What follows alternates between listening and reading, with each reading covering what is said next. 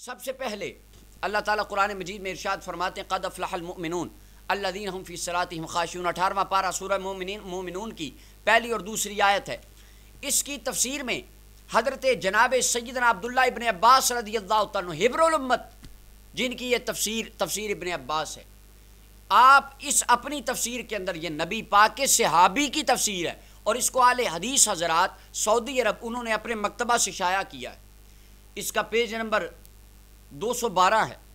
اس کے اوپر جناب سیدنا عبداللہ ابن عباس جن کے بارے میں رحمت کائنات نے فرمایا تھا اللہم علمہ بالقرآن، اللہ اسے قرآن کا عالم بنا دے، جس کے قرآن کے علم کی دعا رحمت کائنات نے فرمائی، وہ عبداللہ ابن عباس فرماتے ہیں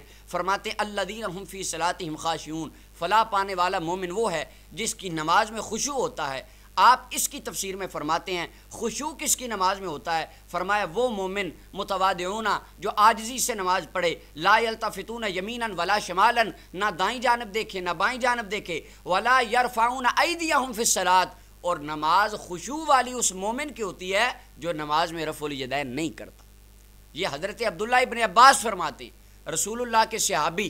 ان کی تفسیر ہے، فرماتے ہیں نماز میں رفع الیدین۔ اب یہاں پہ کہیں گے آپ پہلا رفع یدین کیوں کرتے ہیں؟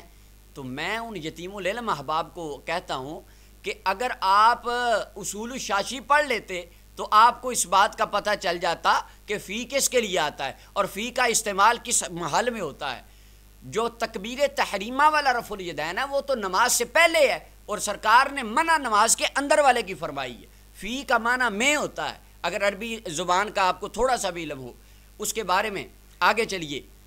حدیث مبارکہ میں رحمت کائنات صلی اللہ علیہ وسلم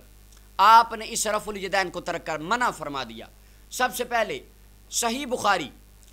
بخاری کی جلد نمبر 1 صفحہ نمبر 114 ہے۔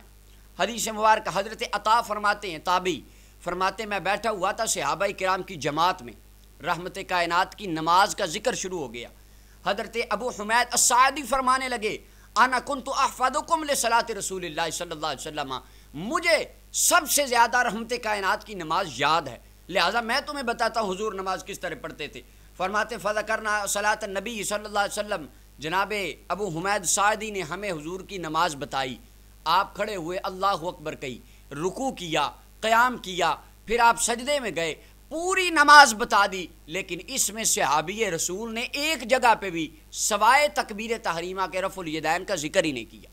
اگر یہ رحمت کائنات کی تعلیمات ہوتی تو کم از کم حضور کے صحابی یہ تو بتاتے کہ بھئی رفع الیدین بڑی اہمیت کا عامل ہے، حضور کرتے تھے تم بھی کیا کرو۔ صحیح بخاری میں لکھا ہے انہوں نے رفع الیدین کا ذکر تک نہیں فرمایا۔ اس پر اب اعتراض کریں گے کہ انہوں نے تو اندر التحیات کا ذکر بھی نہیں کیا، انہوں نے تو سبحان ربی العظیم سبحان ربی الاعلیٰ کا ذکر بھی نہیں کیا۔ تو میں ان سے عرض کرتا ہوں کہ آپ جو رفع الیدین کے ثبوت کی دلیلیں دیتے ہیں، یہ ان چیزوں کا ذکر تو نہ حدیث میں بھی نہیں ہے، حدیث عبداللہ ابن عمر میں بھی نہیں ہے، باقی روایات میں بھی التحیات کا ذکر تو اس میں بھی نہیں آیا۔ تو جواب کا جواب وہی ہمارا جواب۔ آگے چلیے، صحیح مسلم شریف،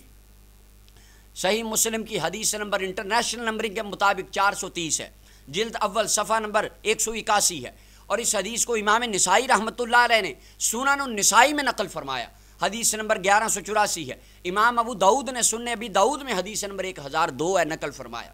اور شرح معانی الاثار میں امام طحاوی رحمۃ اللہ علیہ نے حدیث نمبر 2428 ہے نقل فرمایا۔ علامہ ابن حبان نے اپنی صحیح میں 1878 نمبر روایت ہے نقل فرمایا۔ مصنف ابن عبد الرزاق امام بخاری کے استاد ہیں، انہوں نے نقل کیا، حدیث نمبر 3252 ہے، اور امام احمد بن حنبل امام بخاری کے استاد ہیں، انہوں نے صحیح اپنی مسند میں نقل فرمایا، حدیث نمبر 21001 ہے، اور علامہ البانی کہتے ہیں یہ حدیث صحیح ہے، اہل حدیث کے عالم۔ حدیث مبارکہ سنیے، جناب جابر بن سمرہ رضی اللہ عنہ فرماتے ہیں ہم نماز پڑھ رہے تھے، رسول اللہ تشریف لے آئے، حضور نے فرمایا ما لی اراکم رافعی ایدیکم فی الصلاۃ، آقا کریم علیہ السلام تشریف لائے، حضور نے فرمایا مالی اراکم رافی ایدیکم کانہا اذناب خیل شمس، فرمایا میں تمہیں کیا دیکھتا ہوں، تم اپنی نماز میں اس طرح رفع الیدین کرتے ہو جس طرح واشی گھوڑا اپنی دموں کو ہلاتے ہیں۔ تو حضور نے آگے فرمایا اسکنوا فی الصلاۃ، فرمایا یہ جو نماز میں تم اپنے ہاتھوں کو اٹھاتے ہو، فرمایا اس نماز میں ہاتھوں کو نہ اٹھاؤ، اسکنوا فی الصلاۃ، نماز میں سکون اختیار کیا کرو۔ اب اس کے بارے میں احباب اعتراض کریں گے کہ یہ اس حدیث کے بارے میں تو امام بخاری رحمۃ اللہ علیہ نے جز رفع الیدین میں یہ کہا ہے، تو میں ان تمام خوارج احباب سے اور چھوٹے مرزا صاحب سے یہ کہوں گا کہ امام بخاری رحمۃ اللہ علیہ کا جو یہ رسالہ ہے اس کو روایت کرنے والا محمود بن اسحاق ایک مجہول الحال راوی ہے جس کا آج تک پتہ ہی کوئی نہیں، وہ کون تھا، کہاں سے آیا، کب امام بخاری کے پاس پڑھا، کہاں اس کی تدفین ہوئی، کب وہ فوت، اس کا آج تک کچھ پتہ ہی نہیں ہے۔ ایک مجہول الحال بندہ کتاب لکھ کے امام بخاری کے سر جڑ دیتا ہے، آپ نے اس کا جھنڈا اٹھا لیا۔ اگر جز رفع الیدین کو ماننا ہے تو یہ بھی مانو جز رفع الیدین میں امام بخاری نے حدیثیں لکھی ہیں، سرکار اپنے کانوں تک ہاتھوں کو اٹھاتے تھے، آپ کندھوں تک اٹھاتے ہیں۔ اگر امام بخاری کی یہ روایت پر جرح ماننی ہے تو وہ حدیث بھی ماننی پڑے گی، یہ یہود والا کام نہ کریں۔ اللہ کا قرآن کہتا ہے فَتُؤْمِنُونَ بِبَعْضِ الْكِتَابِ وَتَكْفُرُونَ بِبَعْضٍ، اور یہ یہودیوں کا کام تھا، آج جو بات اپنی مرضی کی ہوتی وہ مان لیتے، جو مرضی کی نہ ہوتی اسے چھوڑ دیتے۔ رحمت کائنات نے جب صحابہ کو رفع الیدین کرتے دیکھا، سرکار نے ان کو فرمایا اسکنوا فی الصلاۃ، نماز کے اندر سکون اختیار کرو، رفع الیدین ترک کر دو۔